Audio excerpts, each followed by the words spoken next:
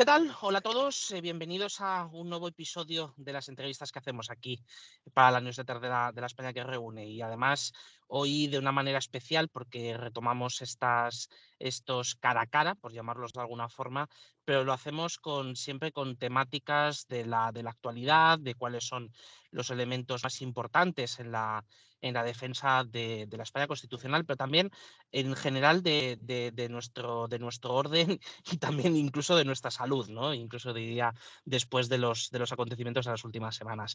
Está con nosotros, pues probablemente uno de los talentos en auge de estos últimos tiempos, dramaturgo, también, no solo dramaturgo, sino es que es muchísimo más, porque los géneros literarios toca prácticamente todos, lo hace además con bastante sentido, pero sobre todo hay una cosa que no tantos lo hacen, que es el cine, y saber hacer también no solo un buen teatro, sino también un buen cine. John, ¿cómo estás? John Viar, encantado de saludarte. Buenas tardes, aquí estamos resistiendo estoicamente las intemperancias de estos tiempos.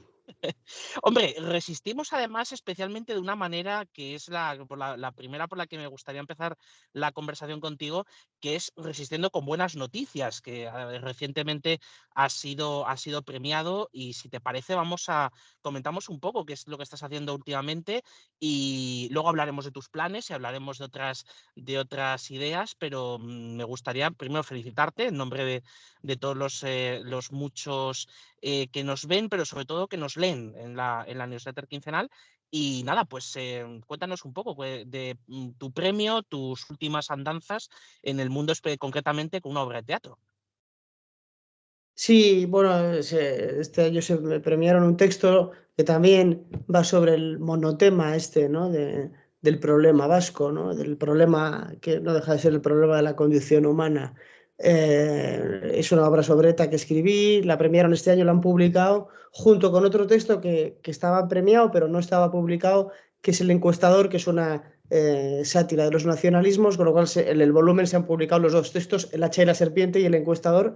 Y nada, ahí pues estamos ahí moviendo y a ver si hay alguna posibilidad de encontrar financiación para llevar a escena alguna de estas obras. Yo sigo escribiendo pues inspirándome mucho también en los mitos griegos, en otras cosas, otras cuestiones más de comedia y bueno, que mi vida es un poco eso, leer y escribir y luego apenas tengo tiempo de buscar financiación para llevar a cabo los proyectos, que eso es lo que ya me desespera y, y me agota mentalmente, entonces a eso apenas dedico tiempo ya. Pero bueno, como Porque la mayoría de los dramaturgos hoy día ya nos conformamos con ser premiados y publicados, o sea, ya llevar a escena los textos y no digamos con los guiones cinematográficos que bueno, he escrito hace poco un guión que es una versión del mito de Fausto, al que Christopher Marlowe le dedicó una obra de teatro, Goethe otra, y luego pues desde Thomas Mann a tanta gente, ¿no? Yo he hecho un Fausto vasco antinacionalista, un poco inspirado en mí, es una especie de comedia que yo llamaría comedia heteropatriarcal, antirromántica, y ya queda, pero no sé si conseguiré sacarlo adelante, como tantas otras cosas. No, de todas maneras, esto desde luego es muy importante coger y buscar, y para eso estamos, o sea, estamos para coger y para echar una mano, todos los que nos están escuchando, viendo en este momento, pues que puedan echar una mano a algo que merece la pena. Precisamente con eso, John, decías, la sátira y también un poco el intentar hacer un retrato diferente de lo que se hace, por ejemplo, de lo que se hace del nacionalismo, lo que se hace también de otras corrientes ideológicas de nuestro tiempo. Pero una de las preguntas que te quería hacer es precisamente, nos sorprende que en un país como España, donde hay fenómenos nacionalistas desde hace bastante tiempo, desde hace pues incluso siglo y medio, ¿no? O sea, desde los primeros teóricos, ¿cómo es que ha habido tan poca sátira o tan poca creación literaria dejando en evidencia las contradicciones del nacionalismo? Bueno, no lo sé. Es cierto que en cualquier democracia hay un derecho fundamental, que es el derecho a la blasfemia, ¿no? Y esto es algo que hoy día parece complicado porque hay una autocensura evidente para no tener, digamos, muchos problemas. Hay temas que siempre son polémicos por diversos motivos. Respecto a los nacionalismos, bueno, a lo largo de la historia de la literatura sí que se ha abordado, ¿no? Pienso en El intruso de Blasco Ibáñez, que ya se refleja un poco lo que va a ser, lo que sucediendo, ¿no? Con el País Vasco, o ha habido novelas, ha habido algunas películas, pero sí que es verdad que bueno, a lo mejor hemos pensado que esta de los nacionalismos era algo que nos afectaba especialmente a aquellos que vivíamos en regiones donde esto era latente, como era el País Vasco, Cataluña. También ha habido nacionalismo español, de eso quizás sí que se ha hecho algo más de sátira, ¿no? Al ser más algo que, bueno, en fin, como el franquismo y todo esto. Pero es muy difícil hacer sátira hoy día, por ejemplo, sobre el nacionalismo en general, y no digamos si haces una aproximación al nacionalismo vasco en particular, como es mi caso, por ejemplo. Yo hay proyectos en los que sé obviamente que no voy a conseguir financiación en el País Vasco. Es imposible, porque lo que planteo es hacer una sátira precisamente que les pone contra el espejo todo su narcisismo a flor de piel. El nacionalismo no es más que una socialización del narcisismo, ¿no? Y el narcisismo unido pues jamás será vencido, es agotador. Entonces, yo es algo que siempre me ha generado bastante, bueno, pues, el monotema, digamos, identitario me parece aburridísimo, me parece algo que además oculta otros muchos temas realmente importantes de los que apenas podemos hablar, porque tenemos que estar prestando atención a las reivindicaciones de estos nacionalistas, con lo cual la vivienda, la sanidad, los derechos sociales, todo esto queda absolutamente relegado. Y es cierto bueno, en mi caso, como es un tema que conozco tanto, gran parte de mi trabajo lo he dedicado, tanto en estas obras de teatro como en los cortometrajes o en la película de Traidores, bueno, pues simplemente a mostrarlo. Y entiendo que habrá mucha gente a la que mi trabajo le incomoda. Hay mucha gente que tiene una... Y de hecho en el País Vasco mucha gente que dice claramente que no quiere ver mi película, que no quiere leer mis obras, y estar en su derecho, pero yo también tengo el derecho a seguir metiendo el dedo en la llaga. Y dentro de ese derecho a meter el dedo en la llaga, en tus obras y en general también cuando te pronuncias con respecto a esta cuestión, hablas mucho de la condición humana, ¿no? O sea, es una de las cuestiones donde haces hincapié. Concretamente, qué debilidad de la condición humana tú destacarías que es el que domina? Porque hablabas del narcisismo, ¿no? Pero ¿qué otros elementos tú crees que dominan precisamente y por los que sale ese síndrome del nacionalismo, que vienen Bueno, de lo más, de lo peor de la condición humana, por decirlo así? más atávico, sí, pero quiero decir que, vamos a ver, y lo estamos viendo hoy en día, ¿no? También en los nacionalismos que están surgiendo en todo el mundo, ya no solo en España, sino en todo el mundo, ¿no? Desde el trumpismo o desde tantos fenómenos que son identitarios, en este sentido, surgen también como reacción a un malestar, al malestar de qué, bueno, pues al neoliberalismo también, que es una catástrofe, a cómo, digamos, que los sistemas democráticos no están siendo capaces de regular la economía para garantizar una justicia social. En el sentido de que el contrato social se ha roto, y como el contrato social se ha roto, evidentemente el nacionalismo es una respuesta muy fácil a la que acude todo el mundo, ¿no? Lo estamos viendo también pues, desde Hungría, o desde Polonia, o fíjate en Francia. Y aquí tenemos la desgracia del nacionalismo vasco, el catalán, y ahora encima el español también, que es ya lo que nos faltaba. También hay regionalismos de todo tipo, desde Teruel existe, por Ávila, Soria ya, esto que recuerda al cantonalismo. Esto es, pues, bueno, es una auténtica catástrofe, pero yo creo que es una reacción que está ahí, entre otras cosas, pues porque es mucho más complicado articular un discurso de ciudadanía a favor de, digamos, tanto a favor de la democracia liberal o a favor de otras opciones más complejas que te explicar, ¿no? No, es más difícil hablarle a la gente de ciudadanía o de superestructura o de ejército industrial de reserva o de terminologías marxistas que decirle claramente. Claro, es más complicado eso que decirle a la gente que maravilla por haber nacido en un sitio, ¿no? Que eres el puto amo por haber nacido en un sitio, por tener unos apellidos o por tener un origen y que tienes derecho a los derechos históricos, por ejemplo, ¿no? A defender lo nuestro, lo de aquí y tal y cual. Entonces, bueno, hay gente que cree que la solución al malestar y a la catástrofe económica que vivimos es el repliegue identitario. Y bueno, lo curioso, la anomalía histórica aquí es que es lo inexplicable y lo que yo también trato de denunciar y de alguna explicar, es cómo es posible que una parte de la izquierda oficial, en lugar de ser la que liderase la oposición, la denuncia, la crítica a estos nacionalismos, al revés, los blanquea y los justifica y acepta su marco, su marco semántico, por así decirlo, y eso pues yo creo que es una auténtica catástrofe. Pero ese es el caso de España, que es muy particular, porque somos un país también esquizofrénico, supongo, ¿no?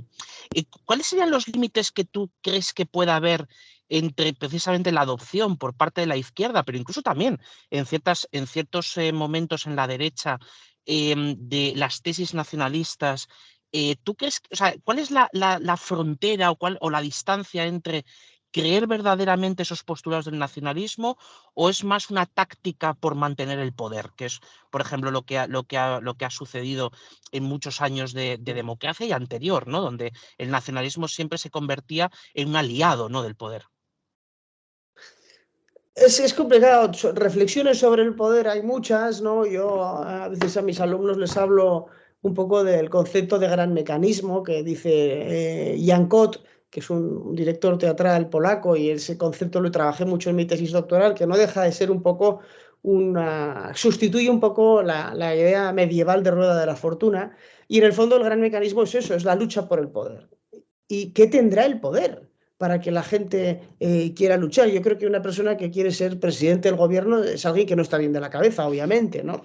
¿Qué tendrá esto? Que no sé cómo decirte. Yo supongo que no duraría ni 2 días en un partido político, ¿no? Tengo que decir amén a lo que diga la Ejecutiva Federal, no sé cómo decirte.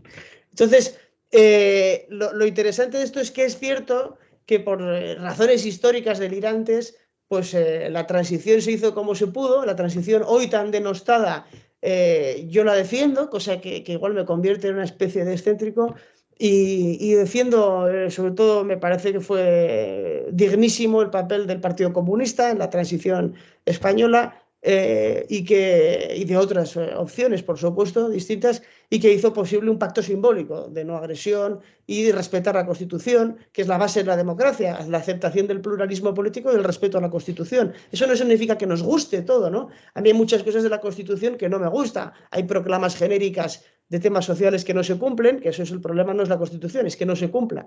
Y luego hay otras cuestiones que a mí personalmente me parecen anacrónicas, como la monarquía, los derechos históricos o mismamente el estado de las autonomías, que no deja de ser un sistema confederal casi, ¿no? Y que por lo tanto pues que favorece la desigualdad, y es un sistema que acorde con la política neoliberal en realidad. Es decir, si cada comunidad autónoma puede bajar impuestos y competir y todo esto, es decir, que esto lo entiendo que lo defienda gente como Ayuso desde una perspectiva neoliberal, pero gente que se diga de izquierdas me parece delirante, ¿no? Que pueda defender este modelo. Entonces, bueno, lo que ha pasado es que efectivamente los nacionalistas se han convertido en esos árbitros. Entre otras cosas, yo creo que el gran problema es que sería deseable que hubiese, como en Italia, ¿no?, entre la democracia cristiana y el Partido Comunista, una especie de pacto de compromiso histórico, ¿no? Es decir, para evitar que todo tipo de partidos nacionalistas, populistas, independentistas o regionalistas o todo esto, que no deban arbitrar la vida, ¿no?, condicionar los gobiernos. Pero eso exige, evidentemente, me imagino, pues una clase política distinta, una opinión pública distinta también. Quiere decir que España no tiene una vertebración civil, no es un país que tenga una conciencia democrática o una tradición que realmente pueda no sé, yo todavía me acuerdo cuando Sabater y José Antonio Marina quisieron aquí, plantearon lo de la educación para la ciudadanía, ¿no? Salieron todos los obispos a la calle, se montó la de Dios. Las grandes Entonces, protestas no de mediados de sé, los 2000, efectivamente. claro, yo recuerdo que fui al colegio francés en Bilbao y teníamos una asignatura que era Educación Civique, ¿no? Que era un poco de educación cívica, que no deja de ser una cosa, pues en fin, que parece una obviedad, pero creo que es necesaria. Explicar cosas tan básicas como que hay que respetar el pluralismo político, ¿no? Es decir, aquel que se crea capaz de cualquier cosa para materializar un ideal es un peligro público. Es decir, que hay que entender que por encima de mis preferencias ideológicas, incluso por mis intereses de clase, a veces está también la aceptación del pluralismo político y de que la democracia pues, es un instrumento, un pacto simbólico que nos permite convivir y que digamos que la alternativa a eso es el totalitarismo y la arbitrariedad y lo que ya sabemos, ¿no? Entonces, en fin, no hay mucho más. Te quería preguntar, no te quiero quitar mucho tiempo, John, quería preguntarte por dos cosas. Una es, hablabas precisamente de este aspecto de que fuera de lo que es un pacto entre el centro político, ¿no? Entre lo que es la mayoría, ¿no? de la sociedad, es un desastre y es totalitarismo. Pero concretamente dentro de tu esfera, de tu profesión y de tu ámbito, eh, ¿cómo estás viendo desde esas coordenadas? Es decir, en este momento, por ejemplo, el mundo del cine, el mundo de la literatura, el mundo del teatro, también, por supuesto, tu dedicación docente, ¿cómo ves, o sea, qué está pasando en ese mundo? Y sobre todo, ¿cuál es la contribución que gente como tú pueden hacer para poder mejorar y para poder avanzar de verdad en una modernización incluso desde el propio sector cultural? Mira, yo no lo sé porque soy bastante pesimista respecto a la capacidad que tenga el arte, ¿no? El cine, el teatro, la literatura, de modificar mentalidades o de hacer incluso pedagogía, ¿no? Democrática, por así decirlo. Yo no creo que esa sea la función de un artista exactamente. Respecto a los intelectuales en general, la historia nos indica que también debemos de desconfiar, ¿no? Hay muchos intelectuales que han estado al servicio también de justificar desde el el nazismo, el estalinismo. Quiero decir que, bueno, es muy cuestionable todo esto. Entonces, dicho esto, yo creo que un artista es un sujeto que es un testigo de su tiempo. Es decir, es alguien que no debería ser un esclavo de un contexto que sigue una moda, sino que es alguien que tiene que pensar contra uno mismo y de ese modo tratar de entender un poco el caos, ¿no? La dramaturgia no es otra cosa que ajustar cuentas con lo real, que ordenar el caos en el que vivimos o darle una especie bueno, no sé, de dejar testimonio de un tiempo que se ha vivido. En este caso yo, la verdad, no sé, creo que en mi profesión, que es, digamos, en las artes en España, pues es un reflejo de que hay de todo tipo de gente, ¿no? Es decir, de preferencias ideológicas, de nivel cultural, de todo tipo de personas y que luchan por sobrevivir. Lo que a mí sí me preocupa es, efectivamente, la cuestión de la autocensura, la cuestión de que prácticamente todo el mundo se ofende por casi cualquier cosa. Hace unos meses publiqué un artículo en Voz Populi contando cómo en Manhattan unos padres se habían negado, habían cancelado una representación del Mercader de Venecia, una obra atribuida a William Shakespeare, diciendo que era una obra antisemita, ¿no? Es decir, aquí el problema de estos, de la política, las políticas identitarias, ¿no? Que dice Mark Lilla, el problema de estas identidades es que socavan la razón, ¿no? Es decir, el hacer política con los sentimientos, como hacen los nacionalismos, ¿no? Pero lo hacen otros identitarismos varios, pues es una catástrofe. Y yo sí creo que el arte debe dar una respuesta a eso. Eh, pero eso implica ser consciente de que vas a estar siempre en una posición contracultural, vamos a decir, y minoritaria, ¿no? que es en la que yo siempre he estado. Y bueno, pues no lo sé. De todas formas, pues hay que esperar a que pase el tiempo para saber realmente el efecto que tienen las cosas, ¿no? Y saber si han dejado huella o no. En el caso del arte, con las películas, con el teatro, eso es lo que yo creo. Las cosas a corto plazo, en caliente, se pueden ver de una manera, pero cuando ha pasado un poco el tiempo, cuando ha habido un poco de perspectiva temporal, siempre se ve de otra manera. Oye, John, para acabar, yo quería que dentro de lo que se pueda contar y dentro de lo que tú también quieras compartir con nosotros, ¿qué planes tienes a corto plazo? ¿Qué ideas? O sea, por dónde estás? Aparte ya nos has contado cuál ha sido las cuestiones más recientes, por qué te gustaría enfocar el 2023 desde el punto de vista de tu creación, de tu posición en este momento. ¿Cómo lo ves? A corto plazo hoy día aspiro a sobrevivir. Soy profesor interino en la Escuela de Arte Dramático de Castilla y León, en Valladolid. Estoy en el departamento de dramaturgia. Ahora sale otra plaza de dirección de escena que también me presentaré a ver si consigo una plaza fija para, en fin, pues para tener una cierta estabilidad, ¿no? Entonces, bueno, eso es lo que más tiempo me ocupa y la docencia. Y luego, pues sigo haciendo cosas, la verdad. Yo sobre todo sigo, ya te digo, sigo leyendo y escribiendo todo el día, pero sí que tengo algunos proyectos ya elaborados más con dossier, sobre todo de ficción, la verdad. Documentar, me da mucha pereza volver a hacer documental porque ya estuve 5 años en mis ratos libres con lo de Traidores, que era un proyecto que, bueno, pues que luego resulta que ha tenido una repercusión mediática increíble, ¿no? Pero es una película que hice con mi padre y sus colegas, o sea que no era imaginable esto.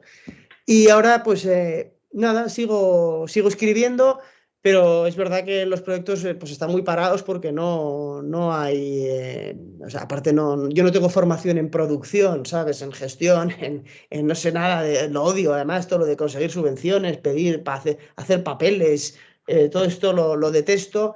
Y aquí, pues como tampoco hay una industria realmente pues al final el problema es que nos autoproducimos todos como podemos, ¿no? Entonces es un poco la historia, ¿no? Hay dos revoluciones en la historia del cine, ¿no? El cine moderno, que es cuando el guionista se convierte en director, y luego está el cine postmoderno, que es cuando el director se convierte en productor de sus propias obras porque ya no hay Y en esa... gestor, sí, ya tiene que hacer de todo. Yo ya he producido teatro y cine a nivel profesional en mis proyectos. Y ahora, pues bueno, cada vez me resulta más difícil, obviamente, sí. Pero bueno, es que la historia del teatro, del cine, de la creación, siempre ha sido así. Es decir, no, es verdad que ahora es un momento especialmente complicado porque nos han tocado dos crisis económicas, bueno, entre el 2008, luego la pandemia, en fin, todo se pone en contra. Pero bueno, yo es que mientras viva seguiré escribiendo y leyendo y luego pues si algo queda y si no pues intentaré producir como pueda, pero lo que necesito es un mecenas, no, o sea, no sé, alguien que- Por aquí tendremos seguramente unos cuantos. Bueno, que sí, desde hay que luego. seguir peleando y sobre todo y creando frente a las dificultades, pero bueno, siendo lo más honesto que puedes, porque al final esto es lo que queda, ¿no? Estos relatos, en mi caso, pues soy un poco como David contra Goliat, porque todo lo que hago pues va en contra, vamos a decir, de una agenda, de una ingeniería social que pretende pues bueno, de alguna manera hablarnos vendernos ese relato de las múltiples violencias.